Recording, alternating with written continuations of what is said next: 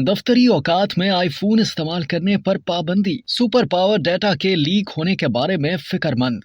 America में चीनी मसनूआत बशमूल Huawei phones पर पाबंदियों के बाद चीन ने सख्त रद्द-ए-अमल का इजहार करते हुए साइबर सिक्योरिटी वजूहात की बिना पर अपने मुलाजमीन को दफ्तरी औकात में आईफोन इस्तेमाल करने से रोक दिया। मीडिया रिपोर्ट्स के मुताबिक बाखबर जराए ने इंकशाफ किया कि हालिया हफ्तों में मुलाजमीन को चैट ग्रुप्स या मीटिंग्स में अपने मालिकान से ये हदायत मौसूल हुई हैं। ये वाज़ेह नहीं कि अहकामात कितने वसी पैमाने पर दिए गए हैं, लेकिन कुछ मरकजी हुकूमत की रेगुलेटरी एजेंसियों के मुलाजमीन को भी इसी तरह के खुतूत भेजे गए थे। इसके अलावा जराए का कहना था कि बीजिंग ने बरसों पहले बाज एजेंसियों के सरकारी एहलकारों को काम पर आईफोन इस्तेमाल करने से रोका था, लेकिन अब इस मामले को वुसअत दी गई है। हुक्मनामे में बीजिंग की जानिब से अपने कवानीन को सख्ती से नाफिज करने को यकीनी बनाने की वसी कोशिशों का भी इशारा दिया गया है। ये हदायत बीजिंग की गैर मुल्की टेक्नोलॉजी पर इन्हिसार कम करने और साइबर सिक्योरिटी को बढ़ाने की मुहिम का ताज़ा तरीन कदम है, जबकि बीजिंग के इस इक़दाम का चीन में गैर मुल्की ब्रांड पर मनफी असर पड़ सकता है, जिसमें एप्पल भी शामिल है, जो मुल्क के जदीद स्मार्टफोन मार्केट पर हावी है और चीन में एप्पल की मसनूआत की बड़ी मंडी है। चीन की तरफ से लगाई गई पाबंदियां इसी तरह की पाबंदी की अक्कासी करती हैं जो अमेरिका की तरफ से हवावे और चीनी मलकियत वाली टिकटॉक एप्लीकेशन के इस्तेमाल पर लगाई गई है। दोनों सुपर पावर्स डेटा के लीक होने के बारे में फिक्रमंद है। ये बात काबिल जिक्र है कि चीनी सदर शी जिनपिंग ने कौमी सलामती की अहमियत पर जोर दिया, क्योंकि अमेरिका के साथ मुसाबकत में शिद्दत आती जा रही है, जिसकी वजह से हालिया बरसों में डेटा और डिजिटल सरगर्मियों पर रियासती कंट्रोल सख्त हो गया है।